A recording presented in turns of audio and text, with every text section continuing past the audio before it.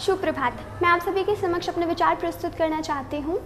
परिधान चढ़ा था विश्व गुरु का, वो परिधान चढ़ाने में उमड़ी थी ज्वाला। पर क्या अर्थ हुआ, क्या अर्थ हुआ अभियानों का, संघर्षों का, बलिदानों का, उस तृप्त तेजस्वी छाया का, रण की खून में लथपथ काया का।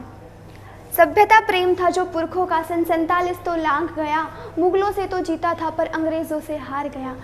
अंग्रेजी के टूटे फूटे शब्द अब मधुर लगते हैं, उस सभ्य साहित्य की भाषा के अब तीर चुभन के लगते हैं। वेदों में तो किस्से हैं, आज के युवाओं की विचारधारा है। वेदों में तो किस्से हैं, इतिहास उन्हें बस रहने दो। तुलसी काली को मूक रखो, पुस्तकों में सिमटे रहने दो। अरे भारत माँ का मस्तक भी, अरे भारत माँ का मस्तक भी पीड़ा से तब झुक जाता है जब भारत माँ का बच्चा हिंदी कहने में कतराता है। भारत का वंदन हिंदी है, माथे का चंदन हिंदी है, कोरों का मर्दन हिंदी है, लोटा अभिनंदन हिंदी है। हिंदी राग नहीं, अनुराग नहीं, बंदूक नहीं, संदूक नहीं, अलगार नहीं, टकराव नहीं, लोगों के दूषित भाव नहीं, न ही हिंदी अभिलाषा है। जोड़े जो 29 बेटों को, हिंदी भारत माँ की वो आशा है।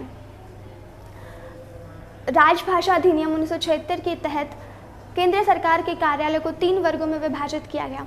क वर्ग के क्षेत्र, जिनमें पत्र व्यवहारिक भाषा केवल हिंदी है, जैसे हरियाणा, बिहार, उत्तर प्रदेश, हिमाचल प्रदेश, राजस्थान।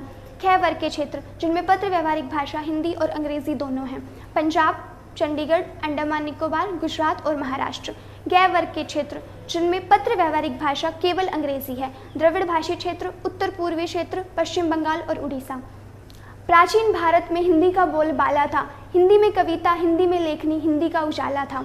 घर घर में गूंजने वाले रामायण महाभारत के हिस्से, कभी बुद्धू कभी बलवान, पंडित गंगाधर बच्चों के लिए बन जाते शक्तिमान।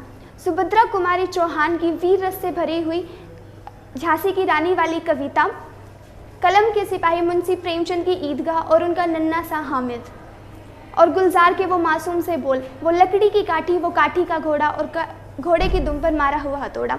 इन सब बातों को देखने से पता चलता है कि हमारे जीवन का सारा रस हिंदी में बसा हुआ है। बहुत बहुत धन्यवाद।